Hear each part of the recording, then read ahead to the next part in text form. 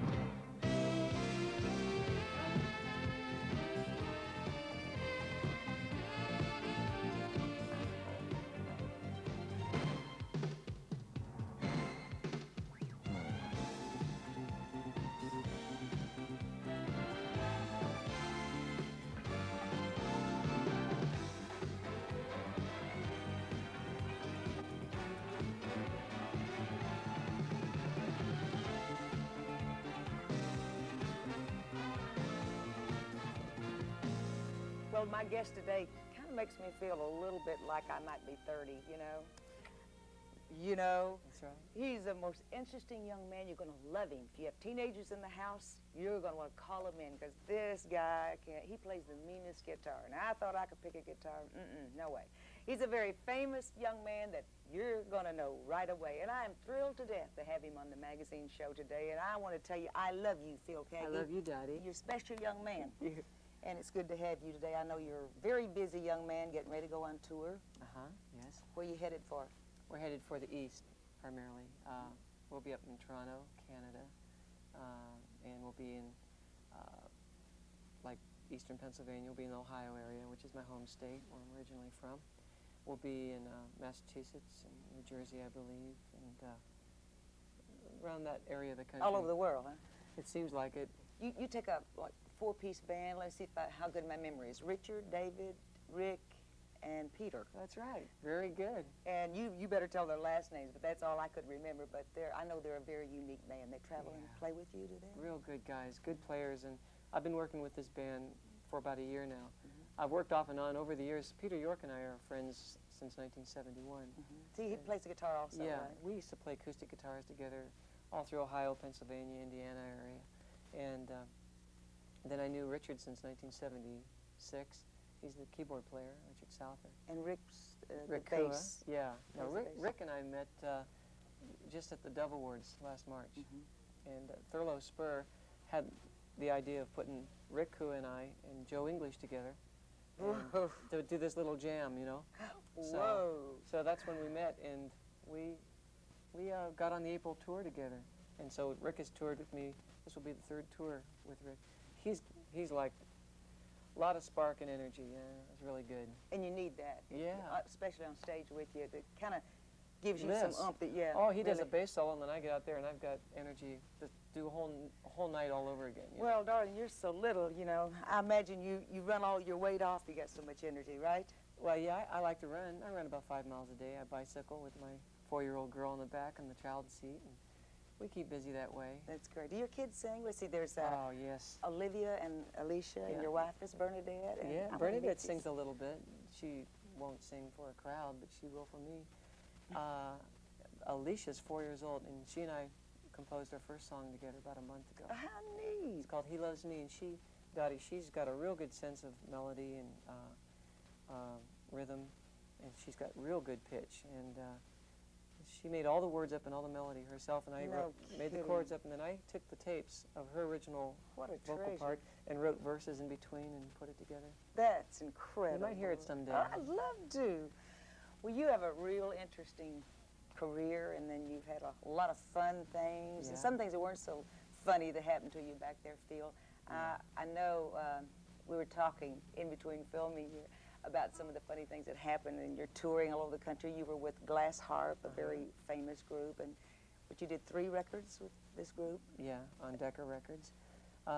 They never hit the top 100, you know? But it gave us some local success in a way, and it opened a lot of doors, especially because after Glass Harp, and I'd become a Christian, it it really opened doors for me to go into colleges and all kinds of sure. places to share through my music Christ and the message of His good news. Oh, yeah. So, You were saying you had done, I think, an album with the second chapter of Acts also. You traveled with groups like Chicago and Yes. And you've been a been around a while. busy little guy. Yeah, I've been kind of like I've never been out on the, I've been kind of on the periphery, never in the forefront of things musically. Although musically, I've been very deeply involved in my music for 20 years or so. Some of the greatest guitarists in the world have, quote, said that if Dottie you want Rambo to... is one of the greatest country players. I told you a while ago, Phil, I'm not good, I'm loud. And being a lady, a lot of folks think that's kind of neat. But no, you're incredible.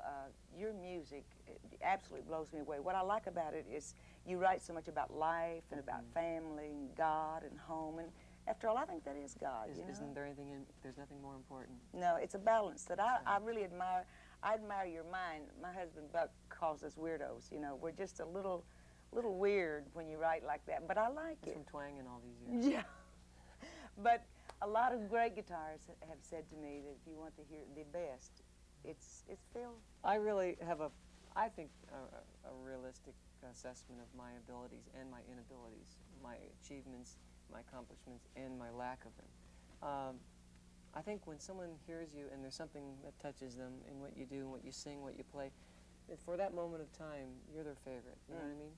But it's a big world. There's so many artists who are so good who aren't even known. That's true. And I've learned so much from people. Did you teach yourself to play? Yes, I did. My brother helped me start off with the chord charts and stuff back when I was about 11 years old, 12. All 10 brothers and sisters, or 9 brothers and sisters, did they play music? A lot of them, well, my oldest sister, Ellen, was a singer with big bands, late 40s and early 50s, and she was an actress in Hollywood for about 15 years or so.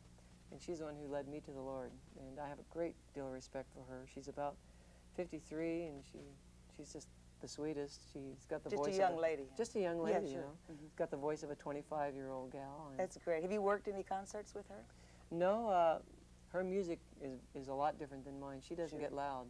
She can lift her voice up, but she doesn't twang, you know what I'm saying? She doesn't. Phil, going back to twang, I love that word. It's work. Okay. Dwayne Eddy. Going back to when you were traveling with Glass Harp, and what was some of the other groups that you were with? Well, primarily those were groups that I learned how to play with in my early teens. Squires was a local band from Youngstown, Ohio, and is that the ones you wore wigs with? Yes, that's right. We played at this club called the Penguins Roost in Youngstown, Ohio, for Youngstown University. This club, and the owner insisted that we wear wigs because that's what Herman's Hermits. They look at these guys. They got wigs too. They didn't know it was really their hair. And I couldn't believe it. I'd try this thing on, and our bass player, he made him look like Aunt Jemima. But. Was that the days of the real high sole shoes and the thick heels? Did you wear those? See, I can't remember what I wore. We all wore the same kind of tops, with Everybody what they dressed called alike. Dickies, like little turtlenecks that only went down this far. Right. Teasers. So you could just pull them off real fast and not have to, And you get sweaty. You ever tried to take off a turtleneck sweater when you're sweaty? I never did try that, Phil. It's tough, Yeah. But we better change the subject here. No. Things were a lot different, though. Quote the end, there was a lot of contemporary stuff. Maybe not as heavy rock as kids do today, right? I don't know. It was different. Yes, it was different. There wasn't what you'd call heavy metal, but there was indeed some rock and roll going down. I was definitely into the Beatles. They were a main influence musically in my life, as well as instrumentalists and blues guitar players and people like that. Michael Bloomfield. And, I like players like that. And then as Glass Harp began to form and grow and progress, we were only a 3-piece group, but we wrote a lot of our own songs then. And we became a very spontaneous group. We played clubs and we'd make music up on the spot. And we did that in 68 to 72, but in 1970 I was involved with the band very deeply, and we were playing a lot of clubs and fronting groups and stuff like that. Doors were opening up for us. And that was, in those days, experimenting around with just the whole culture and the drugs and all that stuff. For about a year and a half, I was pretty wayward, and I was wandering, and didn't know, I was aimless. I didn't have really any direction for my life. I had a mother who really prayed for me, though. And that song, My Life, that I share, describes that someone prayed for me, and I know that through the prayers of my mom and other You were people. raised Catholic? Yes, And so I had a sense and a consciousness of God, that God is real. God is, you know, that there is a being that is greater than us who created this whole thing. But I didn't have a relationship with him, Dottie, and that's where being born again comes into play. Sure. Did you feel that your mother was disappointed in the kind of music you were in, or did you feel her with you? I know in your prayers she was. Yeah, well, you know, she was so supportive. And she liked the style of music I played. Some of it, I'm sure, wasn't her cup of tea. But she liked to see me put myself into something like music, and she encouraged me all the way. So did my father. Did you get heavy into drugs in those days? Well, what happened when I was 17 years old, we lived temporarily in California, and I said, I got to go back to Ohio. This was after 10th grade, and I'm going to start this band with my friend John Safara since 8th grade. He's the drummer. I said, I'm going to go back, and I'm going to live with him, Mom and Dad. Let me do it. So they let me go. I was 17 years old. Went back, and I went through a year of just darkness and loneliness and a lot of tears. I moved from one place to another, one brother to another brother's house, and they all loved me and took me in, but I just needed a family. I needed something, and what it really was is I needed Christ, because I was without the Lord at the time. I know that your mother, in the accident, did you have brothers and sisters in that car accident that took your mother's life? Yes, my father, who was driving the car, wasn't his fault. A guy came swerved off into his lane, head-on collision at about 50 miles an hour. My youngest sister, Jerry, she was in the car too, and a dog. And Mom died a week later from that accident. And during that week, I was still so preoccupied with my life, my music and everything. I figured Mom's going to pull through. She's going to get out of the hospital, and she's going to be just like before, you know. She was only 59, but she didn't.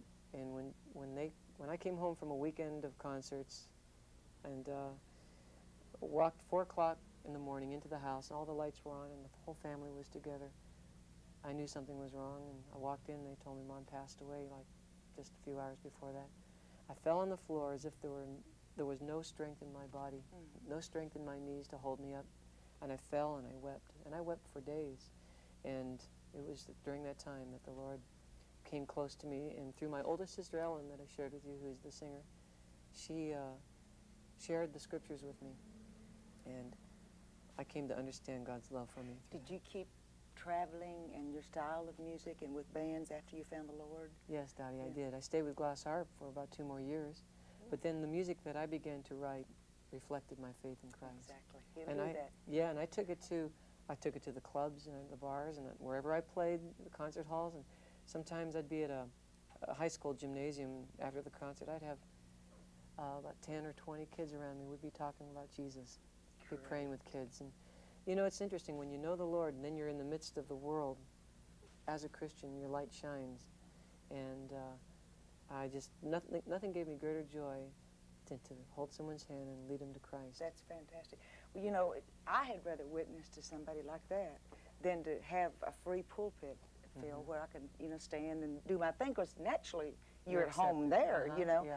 But when you can lead those kids to the Lord, and you probably never know until eternity, exactly, the impact you've had on them. I know you've had solo albums since then. What a Day. It's my first solo album. And like you have one called The Master and the Musician. Yes. And a song that everybody screams and yells for in concert is Time. That's right. And What a Love. You got a great memory. Well, listen, you fascinate me. Your music fascinates me. And I want to know, I know that you're underwritten by Yamaha, like along with great, like Quincy Jones and Michael McDonald, and people like this. But I was noticing your guitar looks like one of my favorite ones that was stolen out of a hotel. Why do you, let me see, no, there is a name on this. Why It's do a you Mark White book. A what? Mark Evan White book. A Mark Evan White book guitar. As you can see, it's got wonderful resonance and sound here. It was built in 1971 by a man by the name of Mark Whitebook. Okay. He's not building guitars at the present. He lives out here in Orange County, but there's an interesting story. You mentioned in the past you had guitars stolen and stuff like that. Well, I had a guitar stolen, a Martin, beautiful Martin, and I was paying on it. It was back in 1970, 71, and I the hear guy, your hot rod car out there. They're waiting for you. yes, right, hot rod band. I lent it to a fella who didn't return it to me, and he called me up and said that it was in a car accident and demolished. I said, "Are you okay?" He says, "I'm okay." A year later, he apologized to me, and he said that I had hawked it, that he had used the money to pay back other debts. I'm glad for the mercy of the Lord because I forgave him. What mattered to me, it didn't matter to me, because 2 months after I'd lost that Martin, I was in California. I led a guy to the Lord named Don Absher, who today in San Diego pastors a church, and he's a minister in the Lord today. Fantastic. But he was a drug dealer and announcer for groups. And we spent some time together. We shared the Lord together, and he got on his knees and he wept, and we prayed together when I was doing a concert with Glass Harp in '71 out here in San Diego. And a month later, he gave this guitar to me. It was brand new. Ooh. And he just gave it to me. He said, "I want you to have this to serve the Lord with it." And I've used it ever since, for now 13 years. That's wonderful. Yeah, it looks like it's been used quite a bit. I love this. Phil, I understand you're doing a lot of things for compassion for children in Haiti. I know that didn't Randy Stonehill go with you on a trip to Haiti? Yes, he did. You do a lot of benefits for this. Explain that to Okay. people watching us. Compassion International was started sometime around 20 some years ago. And the founder spent a lot of time in Korea, from what I understand. And some of the first children that were actually sponsored by people in the States were, I think, in the Orient.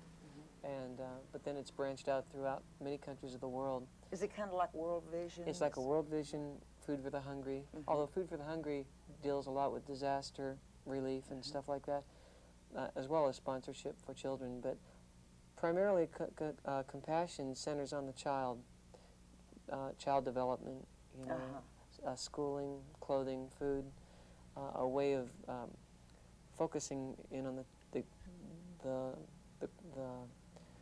the life of the child, so that there's a quality to his life as he grows older, get some hope and some vision. And it's like my wife and I, since we've been involved with Compassion, we've got a couple children through them that we sponsor. We've got even to visit our child, Edric, in Haiti. Is that right? In Haiti? Yeah. I understood Randy Stonehill is that the trip that he went with you on? Yeah, I went twice, and he went with me on the second trip. We took our managers along, and we rode in boats across to the island, walked through the villages, and walked through the city, and walked through the slums, and saw a lot of hard things that were hard to look at. Did you get to choose the children that you sponsor? No, we just asked for a child, and they provided a picture and a portfolio of the child and a case history. And that's great. My child and I, we ride back and forth to each other, and just for $21 a month, you're providing so much for this child. Oh, that's a dollar given through an organization like Compassion goes a long way to help. You've been doing this about 10 years for Compassion, haven't No, you? actually, I've been only doing it, Dottie, since January '81. Oh. But yeah, we've raised through our concerts thousands and thousands of dollars for these kids. Well, now you're very modest. Somebody told me that you probably was a great deal responsible for about maybe $2 million, and you're too modest, my darling. And I think that's fantastic. I really do. It's a and blessing. it's a real worthy cause. Really Buck is. and I sponsored a long time a little Indian boy, and we lost track of him. But since I'm part Cherokee, well, I thought that would be a neat thing to do. And we do sponsor other children. But I commend you for that. I think it's great. And having 2 kids yourself, Yeah. gives you more of an insight and more of a compassion. Yeah. And I love the name of the organization. Yeah. Well, Phil, I know your life's taken such a turn since you found the Lord. And has your music changed a lot since you become a Christian? I think so. I think it's become more rounded. Kind of, there's a balance to it. I'm interested in all aspects of life and living, and I reflect that in my music and my writing. I like music that has a technical slant to it, a creative Yeah, I do too. flow to it. Yeah, and I also like sensitive lyrics and lyrics that come from the heart. I like to speak to issues that are in my heart. Was there a time in your music, there was in mine, Phil, that they didn't want to hear your lyric as much as your music? Oh, yeah, yeah. Wasn't that bad? Didn't that bother you? Sometimes it did, but I had a way of using old lyrics that I wrote before I was a Christian, and then just changing a few of the words around, and just a couple words can put a whole different meaning to, you know, Oh, yeah. lyrics, as you can understand. There's so many songs that are love songs written from one person who loves another, and then you just put the Lord in the center of that song. Just like if you put the Lord in the center of your life and your relationships, it changes the whole meaning of That's living true. and the quality of it. In your concerts, I know you don't do, as we would say, preaching concerts or invitation, but you're feeling a need there, Phil, that I really do admire, you know, because there's a lot of kids now that they don't want to go out to hear Phil Keaggy preach and all that. And there's nothing wrong. I'm sure you testify when you're given a chance, but I love that the ministry of singing about your kids and your wife and sweethearts, and then I know there's a special moment right in the middle of your concerts that you just sit down with the acoustic and play a little. Why don't you sing a little something for me? Maybe Okay. something new you've written. Okay. Tell me where you do it in concert. Okay, let's see here. This is called I Belong. This is called a cheater. Chet This is Atkins right. told me that. That's right. So I like to tune my guitar down a whole step. It gives it you can go deeper with it, you know. Right. See, that wouldn't It's a sound good like sound. that. Yeah.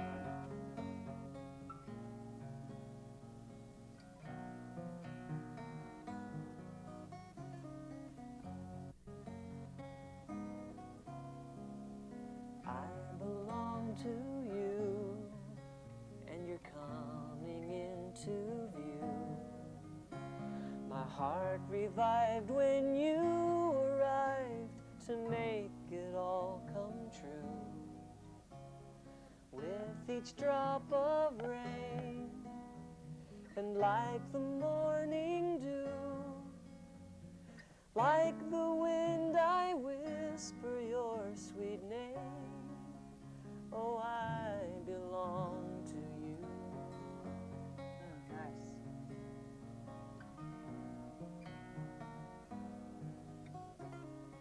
I cannot be sad when I think of times we've had. My memory brings near to me your voice, and I am glad. All the world's on stage, waiting for their cue. All my songs you're free to rearrange. Actually, the way I really wrote it was like this. All my lines you're free to rearrange. But it's been a while since I've sung it. 'Cause I belong to you. Holding your hand, I will go where you may lead. You've got the right to speak your words of love to me. 'Cause I understand that you've never done me wrong. I'm right where I belong, here with you. With you. With you. With you. With you, I belong to you. To you. I belong to you. And I love the things you do. Nice. The things you say in every way, your tenderness comes through. And when my work is done and my life's in review, oh, to hear these words spoken to me, child, I belong to you. Good.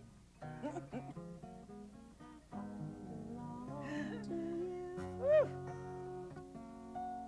Slap your hands and play that good. That is great. Is that new? No, it's about 4 years old, that song. That's fantastic. Are you making any new records now, Phil? Yeah, after this tour, I'm supposed to do an album, go in the studio with some of the new songs I've written. And I'm looking forward to doing it.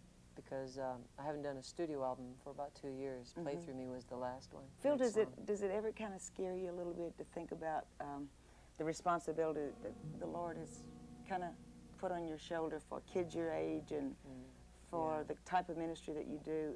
Yeah, it's true, especially when I get alone with the Lord and I begin to realize, or, you know, just people and kids look up to you and they're, you know, they're looking for models. They need a hero. They need a hero, yeah. And though I won't be the perfect hero ever, I hope to set an example for them toward love and faith toward God and Jesus and devotion. And Phil, I love your ballads and different styles of music. That's a real challenge, you know, to write different kinds of music. And I can tell you'd get bored if you just wrote one style. I would. I like all styles. I do too. And I love your guitar playing. Man, Thank you. if I could play a guitar like this, of course, you know, I might have to have this guitar. Would you leave some of the chords in there if I took this home? I would. Yeah, I would. promises. I'd be honored that you took this and played it. Well, you're fabulous. I watch your hands move all up. Now, I play a little, but I'm not anything. Don't you remember when you showed me this riff? Oh. Go away and get well. Let's see. Let's see here. Let's see. How'd you do that? Let me up see. right here. Here's a pick. Yeah?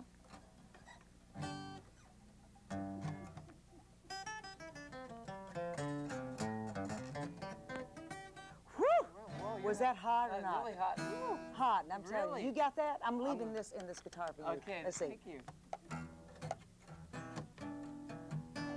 What is your name? Keagsman. Keagsman, Phil Keagsman. Phil Keaggy. He is a special young man, and he'll be in your area singing about Jesus Christ, singing for kids, singing for old people, whoever. I love you very much, and I want you to come back and see us, and we'll do this again. All right. And I'm going to bring my guitar, and you can teach me how to play.